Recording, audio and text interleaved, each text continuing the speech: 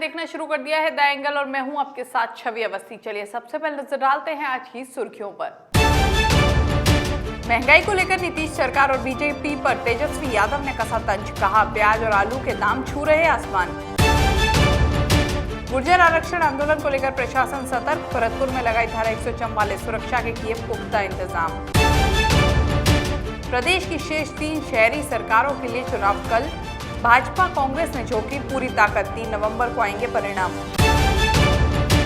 1 नवंबर से बदल जाएंगे कई जरूरी नियम, आम आदमी की जेब पर पड़ेगा सीधा असर, ट्रेनों के समय में भी होगा बदलाव। प्रधानमंत्री नरेंद्र मोदी ने केवड़िया से साबरमती के बीच रिवर फ्रंट पर सी प्लेन सेवा का उद्घाटन किया। ये देश की पहली सी प्लेन सेवा है। सैलानियों के लिए यह सेवा अहमदाबाद से केवड़िया और केवड़िया से अहमदाबाद के बीच उपलब्ध होगी। प्रधानमंत्री ने सेवा की पहली उड़ान के जरिए केवड़िया से अहमदाबाद में साबरमती रिवर फ्रंट तक का सफर किया। केवड़िया से साबरमती के बीच की दूरी 200 किलोमीटर है। केवड़िया से साबरमती के बीच शुरू हुई सी प्लेन सेवा का एक तरफ का किराया 1500 रुपये रखा गया है। चलिए बात करते हैं बिहार विधानसभा चुनाव की। तो दूसरे चरण का मतदान अब 3 नवंबर को होगा। दूसरे चरण के लिए सभी राजनीतिक दलों ने अपनी पूरी ताकत झोंक दी है। राजद नेता तेजस्वी यादव ने बिहार में बढ़ती महंगाई को मुद्दा बनाया है। उन्होंने महंगाई पर नीतीश सरकार और बीजेपी को आड़े हाथों लिया है। तेजस्वी ने कहा है कि प्याज का दाम सेंचुरी मार रहा है और आलू हाफ सेंचुरी मार चुका है। उन्होंने कहा कि अब आज कहाँ गया भाजपा वाला ढूंढो। तो पूरे देश में कोरोना से जनजीवन अस्त व्यस्त हो गया है। कोरोना की वजह से स्कूल बंद पड़े हैं। ऐसे में बच्चों की पढ़ाई बाधित ना हो, इसको देखते हुए छत्तीसगढ़ की पढ़ी लिखी लड़कियों ने एक अनूठी पहल की है। दरअसल मुंगेली जिले के लोरमी विकासखंड के ग्राम पंचायत धौराभाड़ में ये लड़कियां 1 से 8वीं तक के बच्चों को निःशुल्क पढ़ा रही हैं। ये बच्चियां गाँव में कोई भी बच्चा शिक्षा से वंचित ना रहे, इसके लिए इन्होंने ये पहल की है और उनको पढ़ा रही हैं। हिंदी पढ़ाते हैं, इंग्लिश पढ़ाते हैं और गणित भी पढ़ाते हैं, विज्ञान भी पढ़ाते हैं।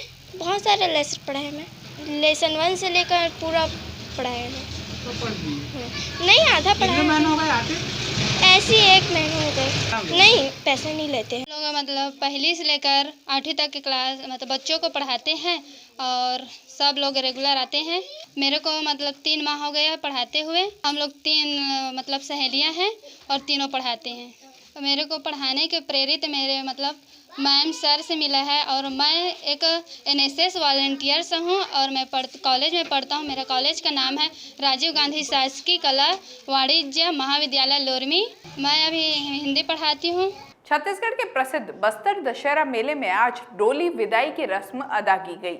इसके बाद स्थानीय राजमहल स्थित माई दंतेश्वरी मंदिर से जुलूस निकाला। जुलूस में राज परिवार के बस्तर महाराजा कमलचंद भंजदेव ने डोली को अपने कंधे पर लेकर जिया डेरा तक पहुंचाया। डोली की विदाई को देखने हजारों की संख्या में श्रद्धालु मौजूद रहे। माता की डोली को पुलिस विभाग के जवानों ने भी सलामी दी। छत्तीसगढ़ के मारवाही में उपचुनाव होने हैं। उपचुनाव को देखते हुए मुख्यमंत्री भूपेश बघेल कोरिया जिले में पत्रकारों से रूबरू हुए। पत्रकारों से वार्ता करते हुए सीएम बघेल ने कहा कि मारवाही उपचुनाव में कांग्रेस भारी मतों से विजयी होगी। मारवाही उपचुनाव में कांग्रेस प्रत्याशी को जीतने के लिए पार्टी ने अपनी पूरी ताकत लगा दी है। ऐसे में मारवाही का उपचुनाव कांग्रेस पार्टी के लिए सम्मान की लड़ाई बन गया है।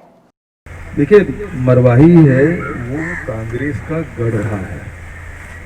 52 से अब तक के देखें 2 या 3 बार दूसरी पार्टी के लोग जीते और तीनों बार जीते वो कांग्रेस से गए हुए जीते। चाहे डॉक्टर भवर सिंह पोते कहिए, चाहे राम राय लोके कहिए, चाहे योगी जी कहिए। सर 10 भारतीय जनता पार्टी के पास तो 14 विधायक हैं, वो उतने भी ड्यूटी में नहीं लगा पा रहे हैं। वो तो 50 लाख आ नहीं सकते। हमारे पास है इसलिए लगे हैं। और उपचुनाव में सब लोग आते ही हैं। ऐसा कौन सा उपचुनाव है जिसमें बड़े नेता नहीं आते? सरकार बनने की कोई गुंजाइश नहीं है। अपनी कई मांगों को लेकर गुर्जर समाज ने 1 नवंबर से गुर्जर आंदोलन की चेतावनी दे रखी है। इसके चलते अब प्रशासन भी अलर्ट हो गया है। भरतपुर में धारा 144 लागू कर दी गई है। वहीं भरतपुर जिले के बयाना में सुरक्षा के पुख्ता इंतजाम किए गए हैं। पुलिस बल की कंपनियां बयाना पहुंच गई हैं। भरतपुर के बयाना में GRP के 50 और RPF के 150 जवान पहुंच चुके हैं। बयाना, रूपवास, वैर, भुसावर तहसीलों में इंटरनेट सेवा पूरी तरह बंद कर दी गई है। इन दिनों राजस्थान में गुर्जर आरक्षण का मुद्दा काफी गरमाया हुआ है। इसी को लेकर 2 मंत्रियों ने अलग अलग बयान दिए हैं। सरकार के मंत्रियों ने कहा कि सरकार गुर्जर आरक्षण मामले को सुलझाने में कोई कसर नहीं छोड़ेगी। मुख्य सचेतक महेश जोशी ने कहा कि गुर्जरों को संतुष्ट करने के लिए प्रयास किए जा रहे हैं। महेश जोशी ने कहा कि गुर्जरों को ये बात समझनी होगी कि राज्य सरकार वही कर सकती है जो कानून के दायरे में हो। वहीं पीसीसी चीफ ने कहा कि गुर्जरों को आरक्षण दिया है वो कांग्रेस ने दिया है, गुर्जरों को भाजपा की सरकार ने धोखा दिया है। उन्होंने कहा कि प्रदेश में भाजपा के 25 के 25 सांसद होते हुए भी गुर्जरों को 9वीं अनुसूची में नहीं डाला है। गुर्जरों को शांतिपूर्ण आंदोलन केंद्र सरकार और 25 सांसदों के खिलाफ करना चाहिए। सरकार को सारी संभावनाओं पर विचार करना है।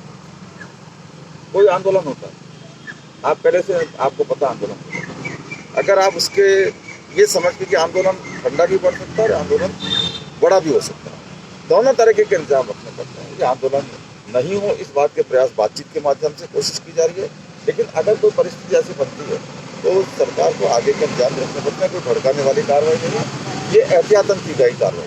देखिए, गुर्जरों को अगर आरक्षण दिया तो कांग्रेस की सरकार ने, अगर धोखा दिया तो भाजपा की सरकार ने।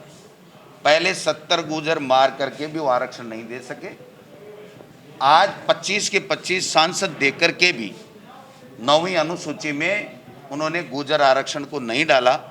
तो मैं समझता हूं आंदोलन गुर्जर भाइयों को अगर करना चाहिए तो वो शांतिपूर्वक आंदोलन केंद्र के खिलाफ और 25 सांसदों के खिलाफ करना चाहिए। और राजस्थान की सरकार उनसे वार्ता करना चाहती है, वार्ता की टेबल पे बैठे। पहले भी उनकी समस्याओं का समाधान सुलझाया गया है, आगे भी उनकी समस्याओं को सहानुभूतिपूर्वक विचार करके जो उनकी जायज मांग है सरकार उसको पूरा करने में कोई कोर कसर नहीं छोड़ेगी। चलिए बात करते हैं राजस्थान नगर निगम चुनाव के दूसरे चरण की। तो कल उसके लिए मतदान होने हैं। ये मतदान सुबह 7:30 से शाम 5:30 बजे तक चलेगा। दूसरे चरण में जयपुर ग्रेटर, जोधपुर दक्षिण और कोटा दक्षिण के 310 वार्डों के लिए मतदान होना है। जयपुर ग्रेटर के 150, कोटा दक्षिण 80 और जोधपुर दक्षिण के 80 वार्डों के लिए मतदान होगा। चुनाव प्रचार के आखिरी दिन प्रत्याशियों ने अपने पक्ष में मतदान करने के लिए घर घर जाकर लोगों से वोट की अपील की। दूसरे चरण के मतदान के लिए 3 नवंबर को मतगणना और परिणाम जारी किए जाएंगे। चलिए अब बात करते हैं आपसे जुड़े हुए कुछ बदलावों की। 1 नवंबर से 5 बड़े बदलाव होने जा रहे हैं जो सीधे तौर पर आपसे संबंधित है। रविवार से रसोई से लेकर कोर्ट, रेल, सफर, बैंक और मनोरंजन के क्षेत्रों में भी नियम बदल जाएंगे। तेल कंपनियां रविवार से डिलीवरी ऑथेंटिकेशन कोड सिस्टम लागू कर रही है। वहीं 1 नवंबर से बैंक ऑफ बड़ौदा ग्राहकों से एक तय सीमा से ज्यादा पैसा जमा करने और निकालने दोनों पर चार्ज लगेगा। SBI के भी कुछ अहम नियमों में बदलाव होने जा रहा है। SBI के बचत खातों पर कम ब्याज मिलेगा। कल से भारतीय रेल की ट्रेनों के टाइम टेबल में भी बदलाव हो रहा है।